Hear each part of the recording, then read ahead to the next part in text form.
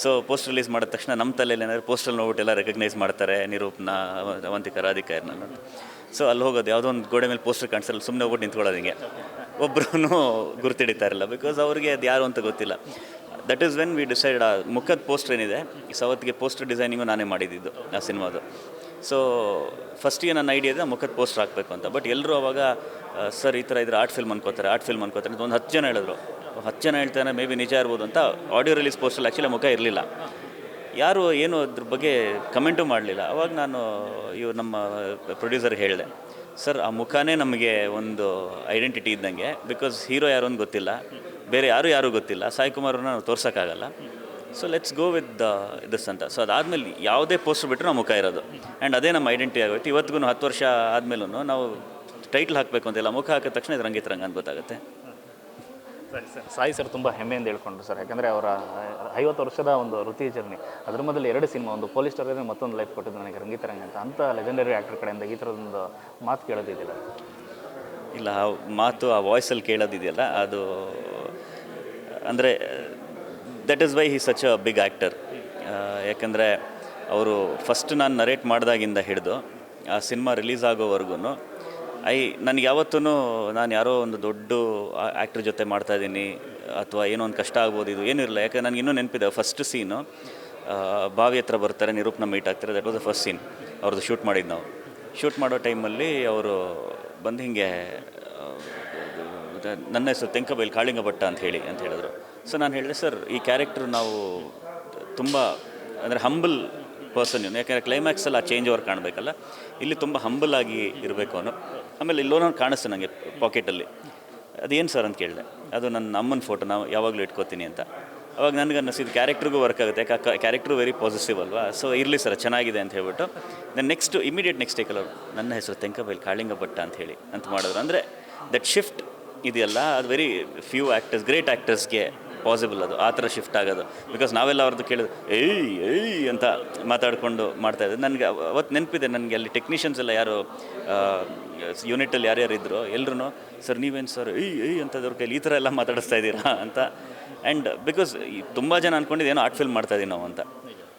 So ಅವರೆಲ್ಲ ಸಾಯಿ ಕುಮಾರ್ ಅವರು ಇದ್ದಾಗ ಸ್ವಲ್ಪ ಅಬ್ಬರ ಇರಬೇಕಲ್ಲ ಅಂತ.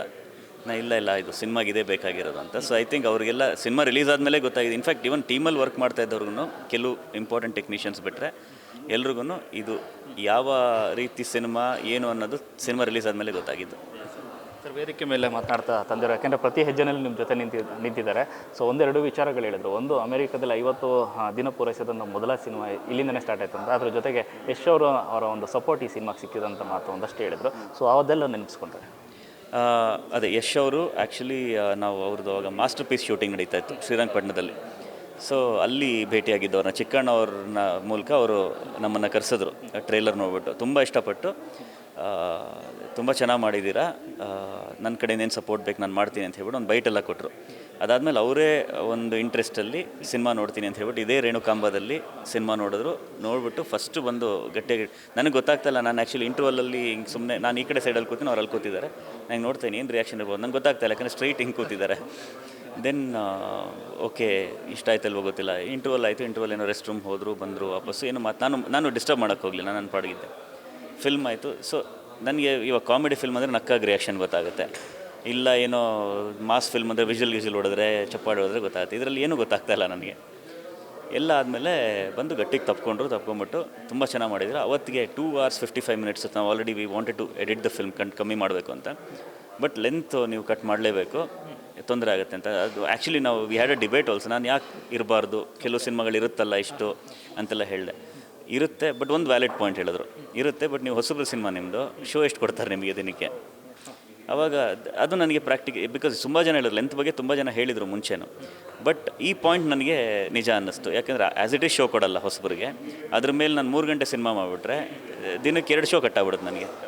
ಸೊ ಅದು ವೆರಿ ಪ್ರಾಕ್ಟಿಕಲ್ ಅನ್ನಿಸ್ತು. ಅಲ್ಲಿಂದ ಕೂತ್ಕೊಂಡು ಹೆಂಗೆ ಮಾಡೋದು ಏನು ಮಾಡೋದು ಅಂತ ಹೇಳ್ಬಿಟ್ಟು ದೆನ್ ಮತ್ತೆ 2 hours 29 minutes ಇಳಿಸ್ದೆ ಫಿಲ್ಮ್ನ. ಸೊ ಅದಾದಮೇಲೆ of course it was a big success. And ಅವ್ರ ಸಪೋರ್ಟ್ ತುಂಬ ಇತ್ತು. ಶ್ರೀಮುರಳಿ ಅವರು ತುಂಬ ಸಪೋರ್ಟ್ ಮಾಡಿದ್ರು ಆ ಟೈಮಲ್ಲಿ. ಅವರು ಅಷ್ಟೇ, ಅವ್ರ ಮನೆಗೆ ಕರೆದು ಇದೆಲ್ಲ ಏನೋ ಟ್ರೈಲರ್ ನೋಡಿ ಬೈಟ್ಸ್ ಕೊಟ್ಟು ದೆನ್ ಆಚೆ ಬಾಲ್ಕನಿಲಿ ನಿಂತ್ಕೊಂಡು ಐ ಸ್ಟಿಲ್ ರಿಮೆಂಬರ್ ಅವರು ಹಿಂಗೆಲ್ಲ ಮಾಡ್ಕೊಂಡು ಈಸ್ ವೆರಿ ಅಂದರೆ ಒಂಥರ ತುಂಬ ಜೋಶಿಗೆ ಬಂದುಬಿಡ್ತಾರೆ ಕೆಲವು ಸಲ ಹಿಂಗೆ ಅಂದ್ಕೊಂಡು ಓಡ್ಬೇಕು ಈ ಥರ ಸಿನಿಮಾ ಓಡ್ಬೇಕು ಹಿಂಗೆಲ್ಲ ಅಂದ್ಕೊಂಡು ಮಾತಾಡಿದ್ರು. ಸೊ ಅವರು ತುಂಬ ಸಪೋರ್ಟ್ ಮಾಡಿದ್ರು. ಇನ್ನೂ ತುಂಬ ಜನ ಇದ್ದಾರೆ, ಅಂದರೆ ನಾನು ಮರ್ತಿರ್ಬೋದು ಇವಾಗ ಸಡನ್ನಾಗಿ ನೆನಪಿಗೆ ಬರೋಲ್ಲ. ಶಿವಣ್ಣ ಆಫ್ಕೋರ್ಸ್ ತುಂಬ 100 days ಆದಮೇಲೂ ಬಂದು ಥಿಯೇಟ್ರಿಗೆ ಸಿನಿಮಾ ನೋಡಿ ಅವರು 112th ಡೇಗೆ ಅವ್ರು ನೋಡಿದ್ದು. ಅವತ್ತು ಹೌಸ್ಫುಲ್ ಇತ್ತು ಮಂಡೇ. ಅವ್ರು ನೋಡ್ಬಿಟ್ಟು ಅವ್ರು ಏನು ರೀ ಇದು 100 ದಿನ ಆದಮೇಲೂ ಮಂಡೇ ಹೌಸ್ಫುಲ್ ಆಗ್ತದೆ ಮಧ್ಯಾಹ್ನದ ಹೊತ್ತು ಅಂತೆಲ್ಲ ಹೇಳ್ಬಿಟ್ಟು ಅವತ್ತು ನಾನು ಬೈಟ್ಸ್ ಬೇಕಾ ಅಂತ ಕೇಳಿದ್ರು. ಸರ್ ಬೈಟ್ಸ್ ಬೇಡ, ನಾವು anyway I am a big fan of yours, ಅವತ್ತಿಂದ ನಿಮ್ಮ ಸಿನಿಮಾಗಳ ಬಗ್ಗೆ ಗೊತ್ತು, ನೀವು ಇವಾಗ ರಂಗಿತರಂಗ ನೋಡಿದ್ದೀರಾ, ಒಂದು ಇಂಟರ್ವ್ಯೂ ಮಾಡೋಣ ಬನ್ನಿ ಅಂದೆ. ಸೊ ಒಂದು ಯೂಟ್ಯೂಬಲ್ಲಿ ಇವತ್ತಿಗೂ ಇದೆ ಅದು. ಸೊ ಒಂದು ಇಂಟರ್ವ್ಯೂ ಮಾಡಿ ನಾನು ನಿರೂಪ್ ಶಿವಣ್ಣನ ಇಂಟರ್ವ್ಯೂ ಮಾಡಿದವರು. So as a super star ಅವ್ರಿಗೆ ಅದೆಲ್ಲ ನೆಸೆಸಿಟಿ ಇಲ್ಲ ಒಂದು 5 ನಿಮಿಷ ಬೈಟ್ ಕೊಡ್ತೀನಿ ಹೋಗ್ತೀನಿ ಅಂತ.